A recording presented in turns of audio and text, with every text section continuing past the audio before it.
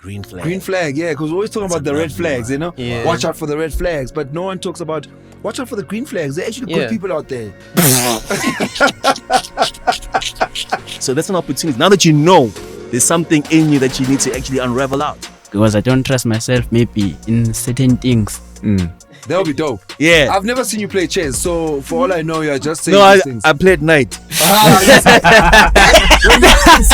But I believe that if you become a worse person, that's an opportunity to fix yourself. Like learn to start to grow out of, especially now that I'm going to be living independently by myself. Because this is only my first year of university. Let's go. My name is OT. Sure, my name is Randy. I'm from Amatyma. So good morning, we're back teaching bar. I'm excited for another episode of the Mancave Podcast. Today is a very beautiful topic. Today we're talking mental health, a very important topic. Mancave, baby.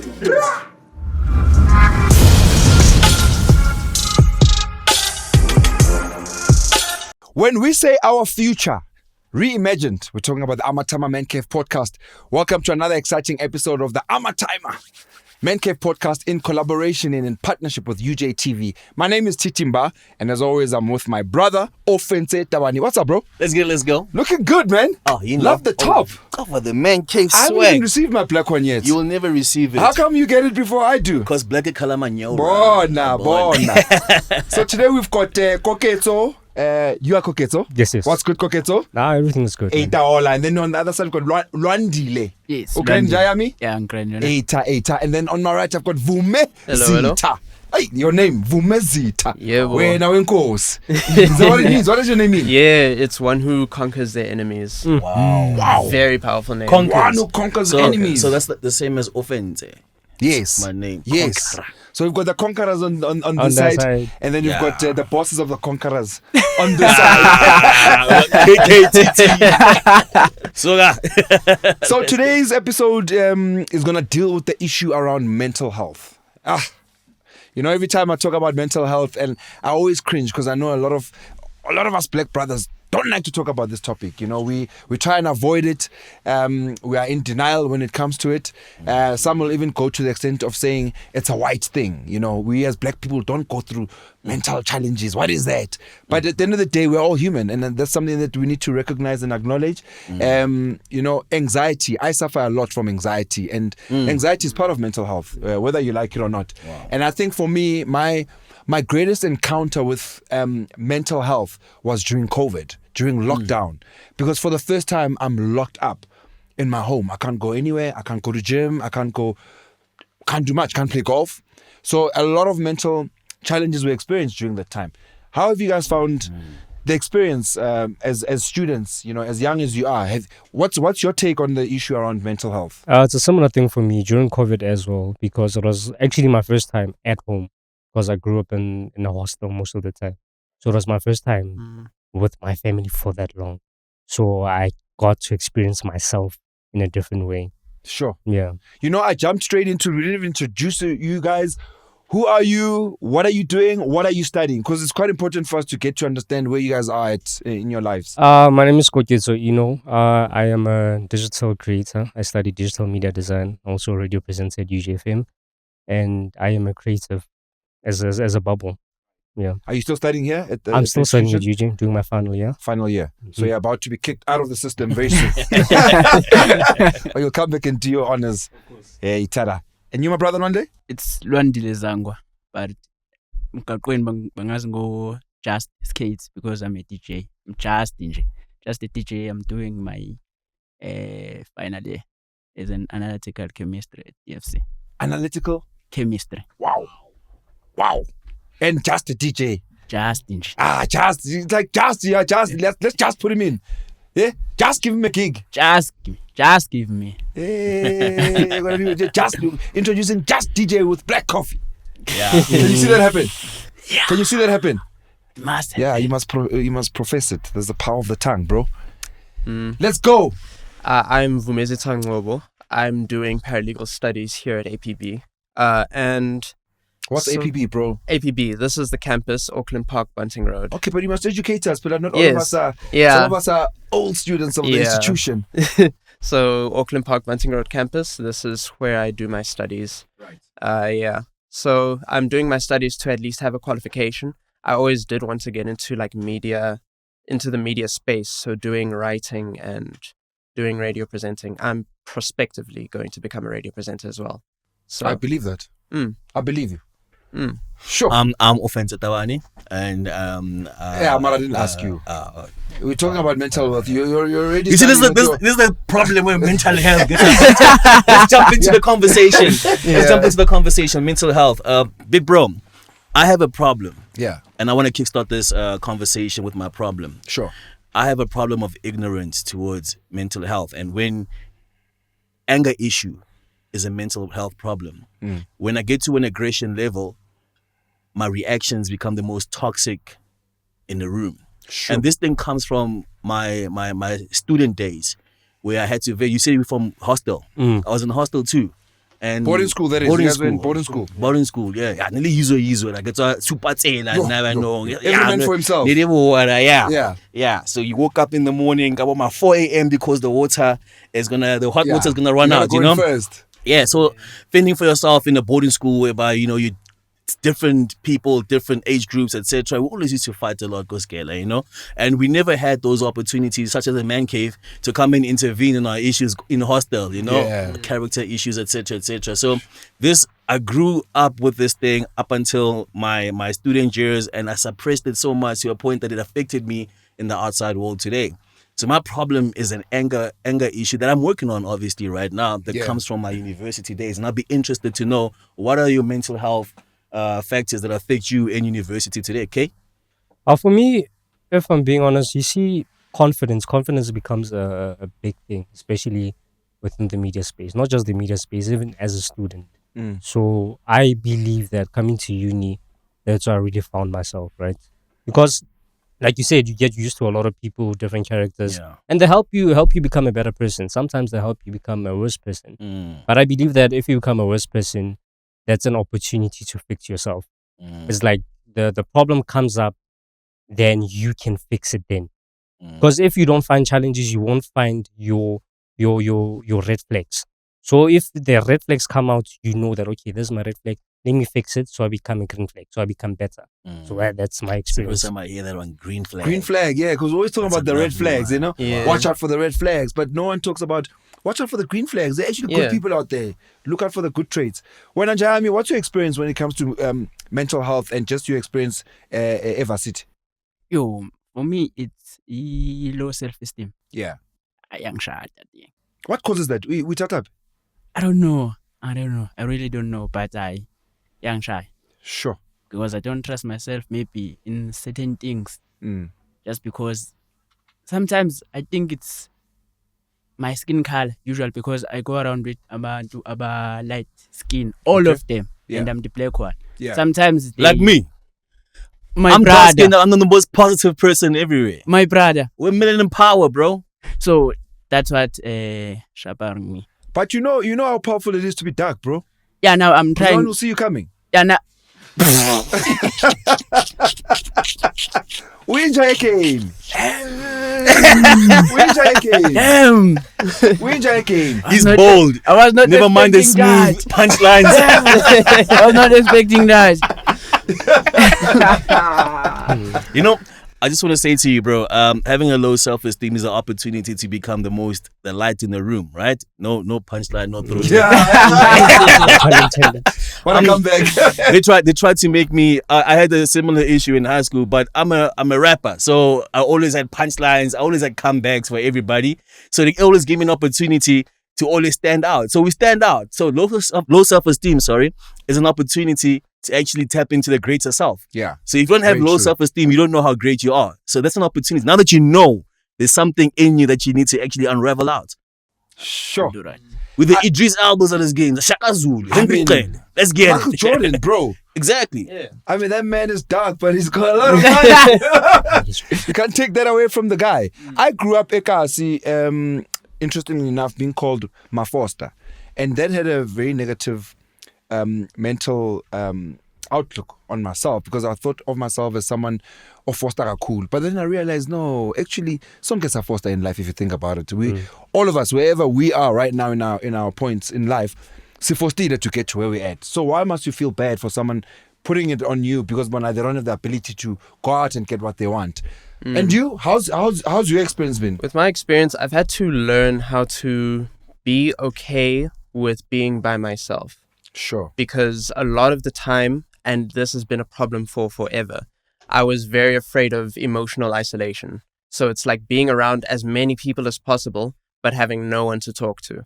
That was like a thing that I had to grow out of, like learn to start to grow out of, especially now that I'm going to be living independently by myself, because this is only my first year of university.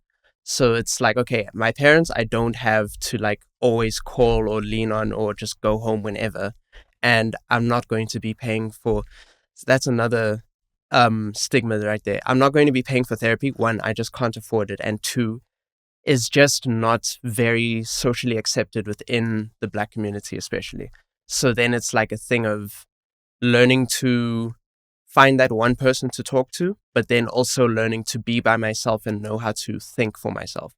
Because I was taught to be a very introspective person from a young age. So know what I'm feeling, know why I'm feeling that way, and have someone to like vent to be able to learn what to say or pinpoint what I'm feeling exactly.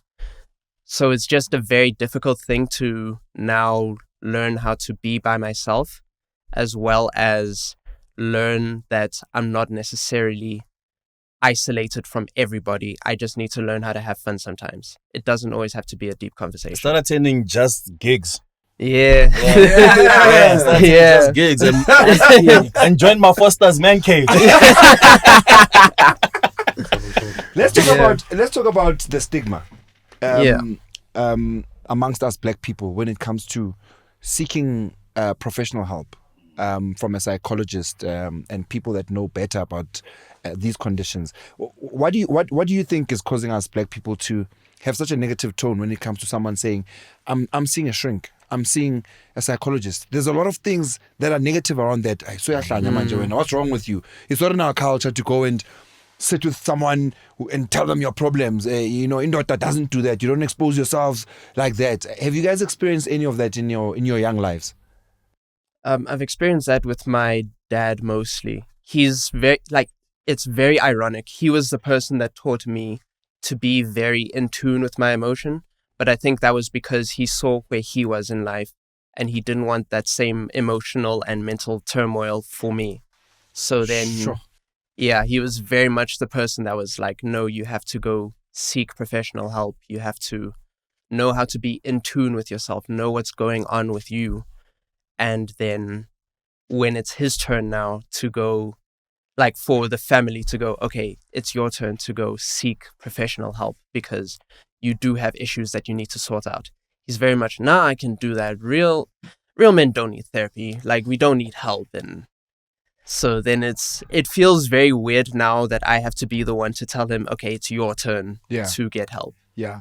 Interesting how when the script is flipped, the advice goes away. You just spoke about how your dad gave you advice but couldn't take his own advice. Gents, Nina, how do you feel about that?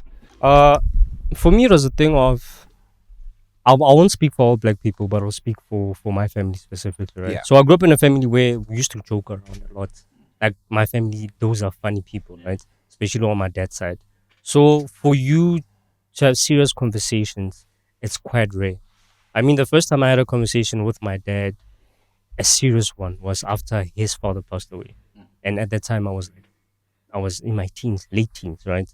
Yeah. And it becomes so difficult and it feels awkward, right? To bring up those conversations, right? I remember when I told him that I'm actually going to a wellness center because of depression, right? And he was surprised. He was like, "How? How is that even possible?" Happened? Were you diagnosed? I was diagnosed there at that facility, right? Okay. Because of the trauma that I've been with my parents' separation, with everything that happened in my childhood, I even blame myself, right? I blame myself. It's probably my fault. Sure. Right? So that depression is something that I covered it with jokes all throughout the years. until I went to that facility, and I was 21 at that time, right? And imagine at that time telling my father that I am actually going through something because of something that happened in the past. For him, it was a surprising thing. It was like, how? I wasn't aware that it affected you that much, right? Sure. But Yeah. he knew that it affected you. I don't think he did. Sure. I don't think he did, because it's a conversation that we're not used to having, right? Like I said, we joke around a lot. We cover everything up with jokes, right? We joke around with our problems. Hey, you have a problem? Oh, that's funny. Let's make a joke about it. We laugh, it's fine. Yeah. But then you realize that's not really a good thing. It's not funny. It's not funny. Yeah. And the problem is sometimes you realize that too late. Yeah. Like I told you, during COVID, that's when I realized a lot of things, because I had a lot of time to reflect.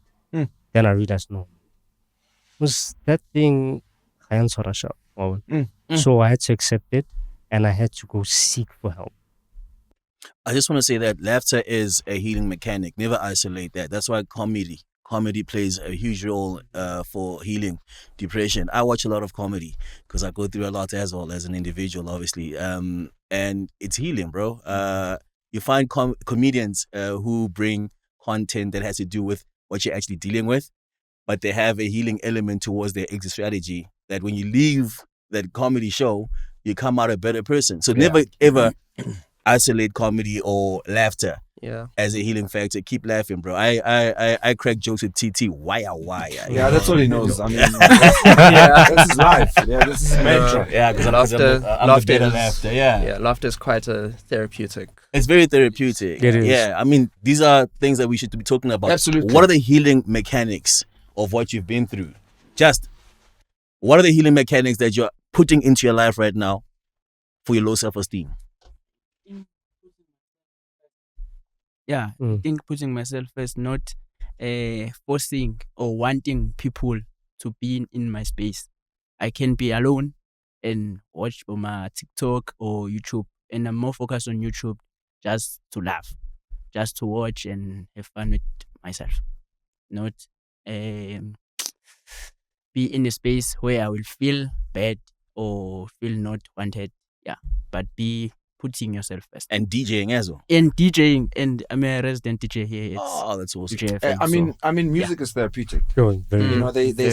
say there are two things in the world that can unite anyone in the world. It's music, and what's the other one? Isn't it comedy? Sports. Oh, sports. Think about it. Think about You're it. on that. Yeah. Think about how united we are when Bafana play, or when the Bokers are out there. You know, it's what unites us as people. Okay, so I want to talk more about. You went into this wellness center. Yeah. How was the experience going in there? What was your attitude going in there? What was your attitude whilst there? And what's your attitude now that you've been there? I'm super grateful that I went through it, and especially I went through that before I came to uni. So straight after matric, I took a gap year. Then and like during the gap year is when I realized, hey, I need to go there. Before I actually came and moved to Joburg. For me to go there, it wasn't something that it was surprising on my mom's side, right? But on my dad's side, it was very, very surprising. I think my dad is the only person that I've told. My uncles, my cousins, whoever, they don't know that, right? So I had to forget each and everything that I thought I knew. I had to, whatever barriers, whatever walls that I built for myself, I had to break them loose, because that's the only way I was going to be able to heal. So when I got there, it was a wellness center and a rehab center. So there's people that been through the worst of the worst. And I could see that people, whenever they tell their stories, they become so emotional, right? Yeah. And that allowed me to do that as well. I was able to talk about my stories. I was able to talk about my traumas, and to ensure that the people there are able to help me, right? So after that, I looked at life in a different way. I stopped judging people, right? I understood that hurt people can be healed. I understood that Sure, hurt people can be can healed. be healed. And I understood, I stopped, I used to judge people who go through addiction, but I understood that addiction is a disease. You just want to cope. You've been through the things that you've been through. You just want to cope. You use different ways to cope.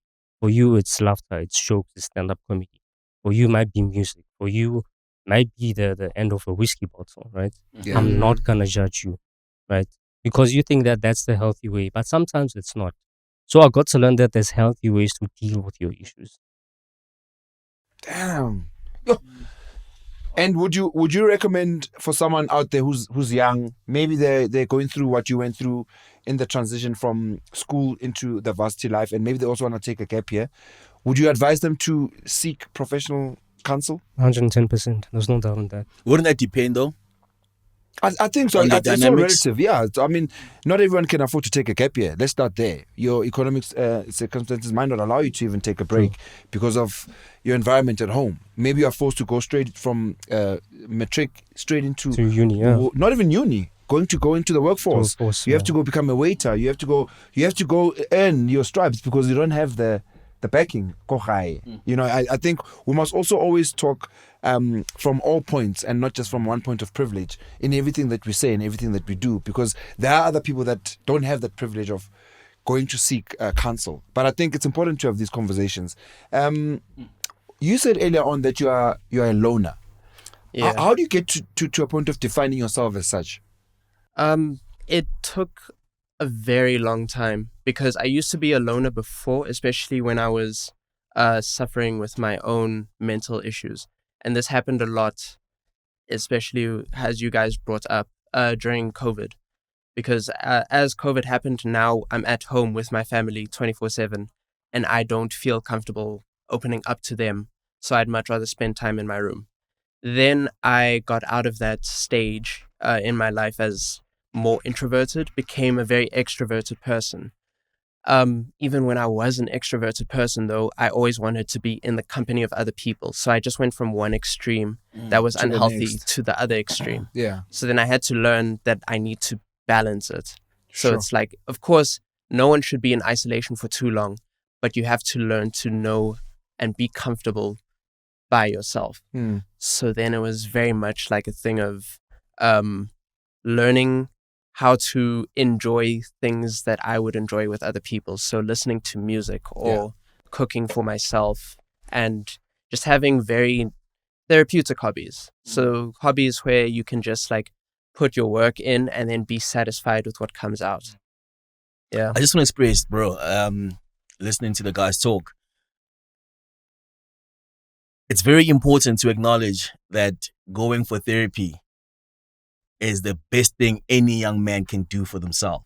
Whatever you're going through as a young man, the best thing you could do for yourself is to be a part of a man cave where you can be accessed to therapeutic opportunities such as sports, music, such whatever it is. He strikes me as a golfer, by the way, and he looks like he's got a meaner swing than yours. Yeah. So a lot I of don't think it's meaner than mine, but I think he could try and show up, you know. you play sports, Yeah, I do. I What do play you play? basketball. and you? Nah, I don't. DJ play is a any DJ. sports. Hey, There's no time. I'm just a DJ. He's just DJ. DJ. This guy. okay, what's your thing? Sports. I used to play a bit of chess back in high school. All right, I want to challenge you on a game of chess one day in the man cave. That would be dope. Yeah. I've never seen you play chess, so for all I know, you're just saying No, these things. I played knight. When no one can see you. Striking into something more serious about mental health. What has been your lowest of lows? Have you ever found yourself thinking of suicide? I have, but I still don't think that was my lowest. I still think I had a lower, but I somewhat knew how to deal with it. Wow. What does it mean? Please. Lower put So me into your world. the lowest would be when I thought I had lost everything. When I just kept making mess up after mess up and like nothing was going my way. And I was like, damn, okay, I've literally got nothing right now. Like nothing is going right for me. And but I still didn't think of not existing. It was very much a thing of looking at it and going, this is a time when I really feel I should just give up. Like not give up on life, just give up on whatever I was doing, like not trying again. I get it. Yeah. I get it. So That's choosing to still live and accepting that this is my life. So you're just existing. Yeah, more just than anything. existing. But who's Literally. around you at that time? Who are you talking to? Who are you confiding in? That was the worst part about it. It was like 2022. Yeah. So it was like after COVID, which was another big low for me. but I just like decided I'm going to be a homebody. I'm going to stay at home. I don't want to do anything. Because it was like I didn't want to try anything because I was afraid of the failure or afraid of the judgment of doing something new. So Very deep. it was very much like, you know what, I'm fine with existing because I don't want to scare anyone, but I don't want to do anything. So I think that was scarier than, for me at least, that was scarier than just not existing at all. I'm interested to know the type of suicidal thoughts you had. Did you sit at any point and think, this is how I want to plan my exit? Oh, it's happened, definitely. Whole elaborate plan that happened, and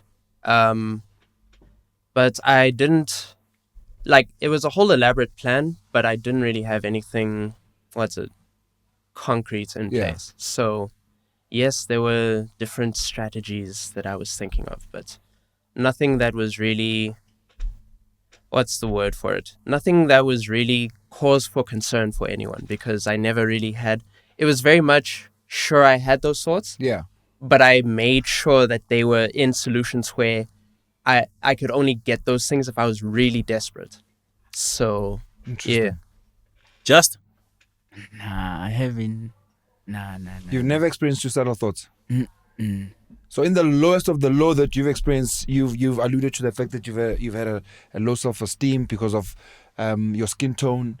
You never got to a point where you're like, enhle yazini, ayikho into engisayihlelile la emhlabeni. Abangiboni anyway. Nah. Yeah. Not that nah. Mm-mm. It's not really suicide, but you're okay with not living anymore. If it ends, it's like, it's fine. I won't cause the ending, but if the ending does come, it's fine. TT, you want to give the suicide hotline for everybody out there who's going to be tuned into this? I don't know it. Or do you know it? TT, it's on Mancave You should be hotline. doing the research as my MG to check for me. I'm busy here trying to get the conversation going. This guy is busy.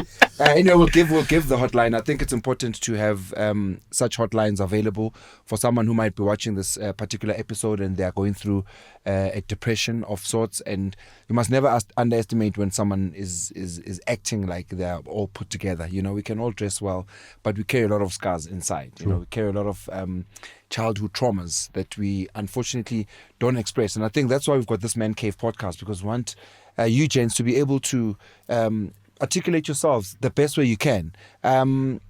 What advice would you give to a fellow UJ learner or student who's going through depression right now and they don't know what to do? Like, they are surrounded by so much around them. There's so much pressure around them in terms of what their parents expect them to deliver academically. Some of them are probably on scholarships. There's that pressure to deliver because once you don't perform, you're going to lose that scholarship, unfortunately. Some of them are on NEFSA's funding.